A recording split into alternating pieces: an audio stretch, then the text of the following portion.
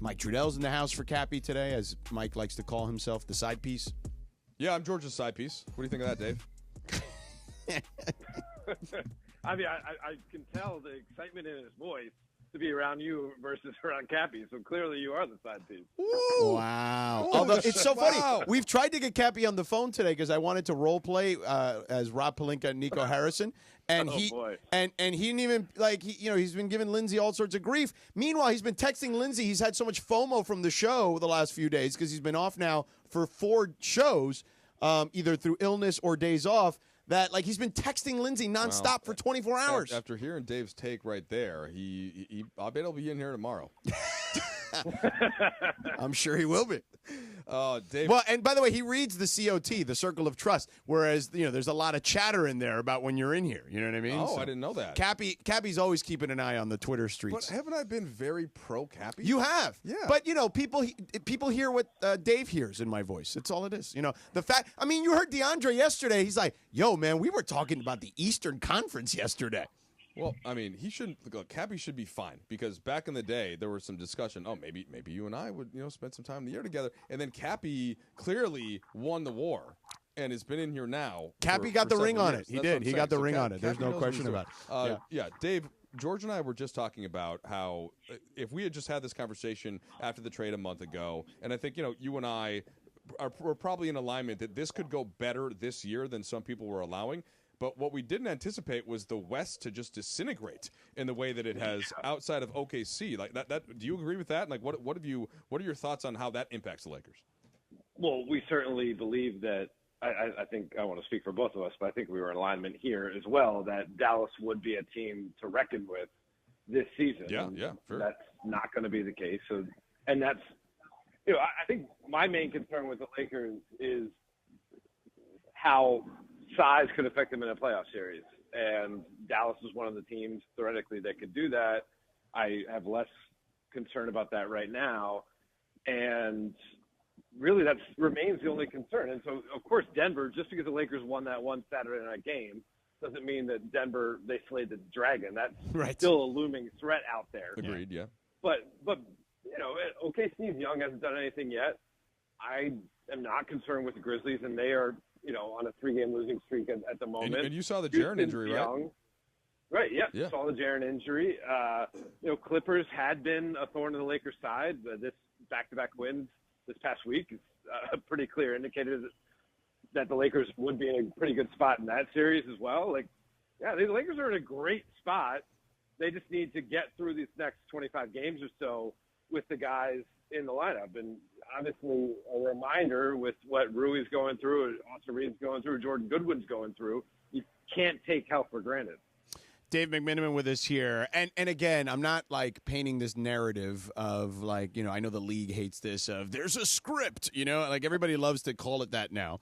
But if you're the league and you could get in the Western Conference Finals, LeBron, Luka, and the Lakers versus the next it team in the OKC Thunder, you're taking that all day, every day if that's how it unfolds. Yeah, sure. I mean, I guess if you find OKC interesting, I don't know. Does it sound like you do? I'd rather see Phoenix somehow actually go. No, listen, I was just Dave. I was just there. There is no chance of that happening. Hold on. All they have to do is catch a Dallas team that may not have Anthony Davis on top of Kyrie, and then they just would have to beat Sacramento. Okay, listen, I have them on Friday. I have them Friday. They stink, but they just have to beat the Kings. I have them Friday again in Denver, and look, they folded like a deck of cards in that game on Sunday. Okay. But so much so that Durant admitted as much and said it was embarrassing. So if they don't bounce back, I've pretty much written them off at this point, having now watched them up close several times, and now healthy, folding like they did. No way, I don't buy it. The 8 seed has to be either the Suns, the Kings, or the Clippers. None of which are exactly lighting the world on fire right now. I mean, actually, Sacramento's actually won 4 in a row, but Sabonis is now out for a while. Anyway, go ahead, Dave. Sorry. Yeah, but okay. Yeah, so you're not buying the OKC hype, is what you're saying? They're fine. Wow. They're fine. Wow. They are not the young OKC team that went against the Lakers and when Lakers had Kobe and Powell, and that was the young, exciting it team with Harden, Russell, Westbrook, and Kevin Durant. Yeah, I mean, of course, Shai Gilgeous-Alexander will likely win MVP based on the straw poll that Tim Bontemps published a week ago or so.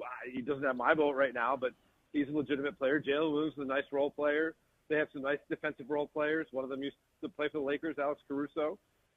Chet Holmgren is, their fifth option, and it's nice to have a 7-footer with the outside touch to be your fifth option. Cool, but I don't know. Like I like that they all do their interviews post game together, show some team camaraderie. I think that's cool. I actually don't but love that. I'm not all in. Well, I mean, I guess it doesn't help you do your job, getting the questions out. But That's just a little bit I'm not like I need to watch that matchup. There's other matchups I'd rather see. Quite frankly, I'd like to see the Lakers against the Grizzlies again. I'd like to see Lakers against the Warriors again, like teams that there's some history with in recent postseason history, like recent postseason past. Okay. Yeah. So George and I actually had a little debate about OKC yesterday, and I'm probably in the middle, I think, of where you two are. Before the season, I was in the position of, like, there's no way that OKC won't have the most wins in the regular season. But we do want to see how the Hartenstein plus Chet front court plays. Like, how often are they going to play them together? How often is one of them going to sit? Who is there? Is J-Dub going to emerge as a strong enough second option when Shai is split? So I do think there are still some answers that OKC has to provide in a playoff series. But Dave, like, I do think the fact that they have the point differential that they have, to me, I think some people have taken that to say that they're an all-time team. I tend to say they're an all-time regular season machine because of the depth, the youth, the commitment, the coaching, all of it together, and the health. But I do think that they have to prove yet that translates to the type of playoff success that would typically go in accordance to a team with that kind of differential. Yeah, and we also happened last year against them versus Dallas, a Dallas team that really caught lightning in a bottle after they got Daniel Gafford and P.J. Washington and had a good final third of the season, or a great final third of the season, and took care of them. But the consistency that OKC showed all year long last year didn't really matter when the chips were on the table in the playoffs. Again, but they did add, Yeah, they added Hartenstein and Caruso, though, without giving anything up, which is what I liked. Like, Boston didn't add anything. Yeah. For sure. And I'll give you that. And they are a very good regular season team. I think where I just don't find them very interesting, very compelling. That's the only way. I think they're good. I think it'd be a really tough series for the Lakers. I think it's a winnable series. I just don't think it'd be like must-see TV series. That's where I'm pushing back. Oh, but I'm saying if you're the league, they're going to be around for a long time. So you need to make – like, I actually think that's a perfect jumping-off point for their story. Okay, sure. I'll give you that. There it is. Look at that. See? There's no, like, Cappy storylines in there. You know what I mean? Right. There's no right. You can't attract Cappy in. Yeah, is like, what you're saying. You need a storyline. Yeah. Something to grab people's attention. Well, okay. So first of all, I brought this up yesterday, but to reiterate to Dave, like, the fact that the Lakers haven't played the Thunder with this iteration, and they're supposed to play them, not supposed to. Well, but they're playing them in a weird spot. They're going to play. Dave, the OKC is going to have the 1 seed so far they're gonna locked be done, in, which basically it already is. That, like, they may not play anybody, and then that could if the Lakers can secure the 2 seed, let's say, for example, by winning those games, that's one thing. But the basketball point of this that's interesting to me, OKC gets their money by playing ridiculous ball pressure defense. And the two guys that I think are least impacted by ball pressure defense in the NBA are Luka Doncic and LeBron James. Sure. They handle that well. So, like, I'm very curious to see. They generate a lot of turnovers. How There's OKC no question. can manage to sort of match up. And they'll cause some turnovers, but Luka and LeBron are not the guys that they want to see. I will say this, Dave. And look, I don't think I think they're beatable. I don't think there's any doubt about that. I would say they're better than a regular season team, than just a good regular season team. I've now seen them up close a lot at this point. In regular season games. Correct. And no, I did some of their playoff games last year too. And again, there's their first real.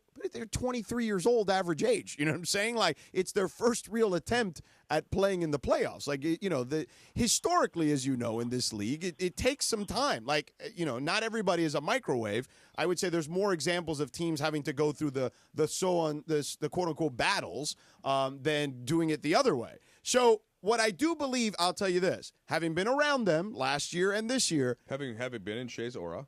I have been in Shea's aura, correct. Thank you for letting me share in your aura. Yes, correct. I will say that I have never seen a team that is that young that understands their pecking order. And look, we've all been around young teams, and a lot of young teams, guys want to get theirs. You know what I'm saying? These guys know who eats first, okay? They know it's Shea. And then after that, it's some combination of J-Dub or Chet when he's healthy or whatever. And then the other guys get whatever they get. Like, that in itself, to me, has them ahead of the curve in a way that I think there's some real sustainability there for them long term. For sure. But is there as many appetizers to go around when the refs call games differently in the playoffs? Are we going to get the league's leading scorer getting the same type of calls, getting to the right? Is the he going to line? get the Harden treatment? It's just the other way, right? Exactly. Again, this is not to like throw shade on them. I think it's just more like to look at the Western Conference is imminently available to whatever team comes in hot and healthy. We agree there. I don't think that. I know ESPN Analytics or whatever has them at like 59% to win the West. In the playoffs. I don't believe it's that high. I would not give them that percentage, but I do think that they should be the favorite going into it, just based on what they've done this season. Okay. Yeah, I mean, let's line up for some pregame prayers in OKC. Let's go. Wow, I love feisty McMenamin. I mean, I'm kind of with Dave. I feel like you give them way more credit for being such a young team that's, quote, never done it before. Right, but young teams don't generally. Young teams are not the 1 seed 2 years in a row. What about the Cavs? They're not a young team. They have Donovan Mitchell. Has been like, he's not like. Well, so Caruso and Hartenstein. Yeah, but they're role players. No, but that's part of what they bring though with the veteran experience. And Shea's not young anymore. Right. Shea's in his prime. So like, he's not old. No, but he's in his. What like, is Shea? He's in his prime. He's got to be 26. No way. Yeah.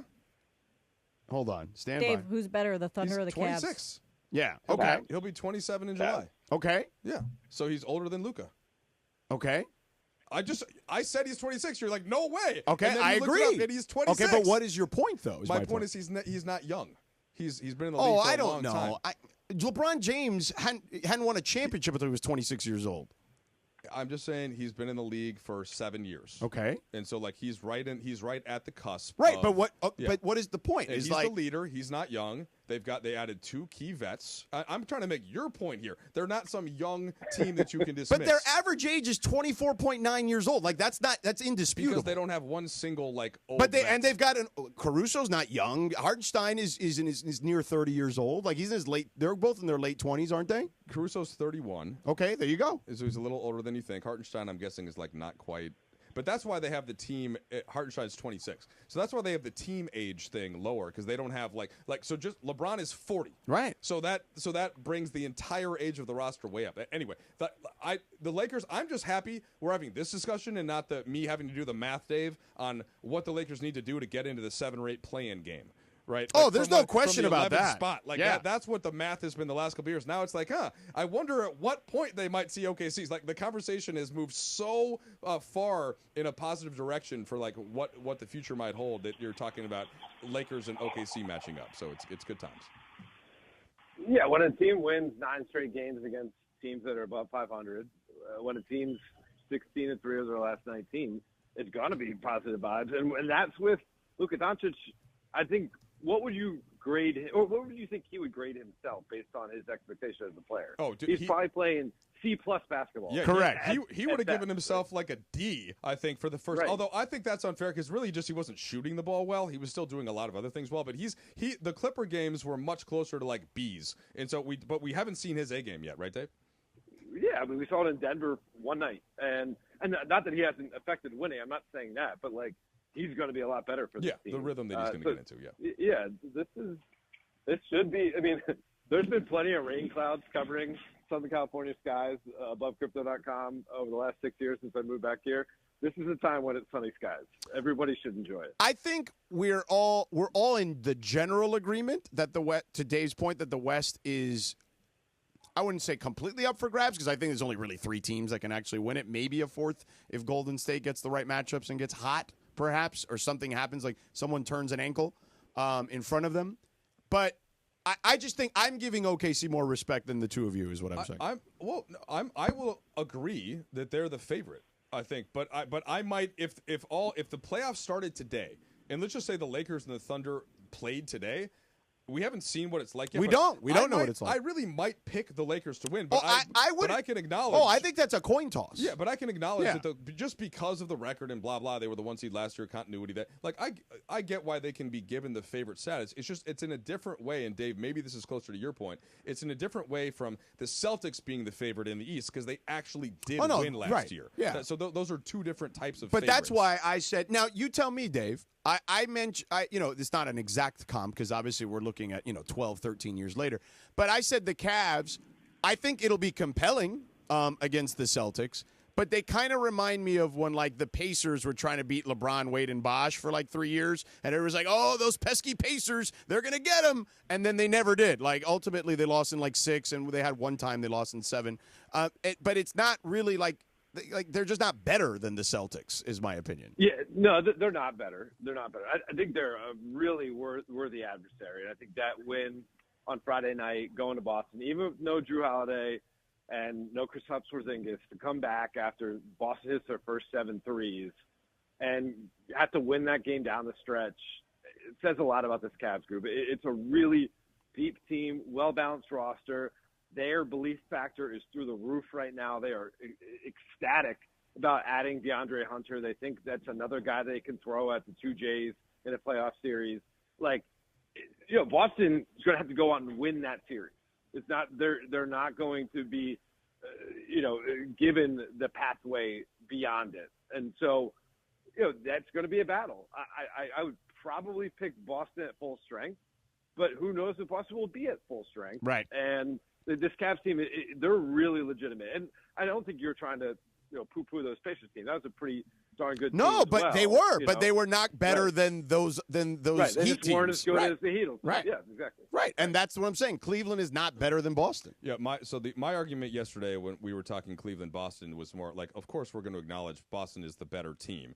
They've shown that. But Dave, I thought last year Denver was just going to run out of gas. They didn't add any talent from having won the previous year. And that, to me, would be the argument against Boston. They didn't add anything. They're going to have a tougher first-round series, we think. The second-round series, we think, shouldn't be easy either. Say it's against the Bucks, for example, or the Knicks, even though, the Knicks, maybe it is a little easier. Yeah. But so to me, by that point, maybe they've worn down some mix of mental and physical, and the Cavs have the juice, and they can use that to make up the difference that they might have in talent. So that would be my case. I think the Cavs, Evan Mobley is on a trajectory. I've been saying this for years. If he becomes their best player, that's when they're legitimately a championship contender. And he is morphed into that or morphing into that, depending on how you feel about him.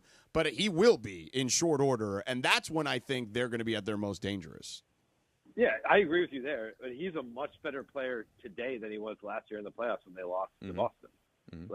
I think they, in a way, have added a different version of Mobley to this team. Obviously, I mentioned Hunter. And Ty Jerome, dude, Austin Reeves light. Yeah. Ty Jerome's been really good. I don't know how much playoff minutes he's going to get. No, he's going to get play, especially since they moved LeVert. He is going to play. He's their creator off the bench. He's good.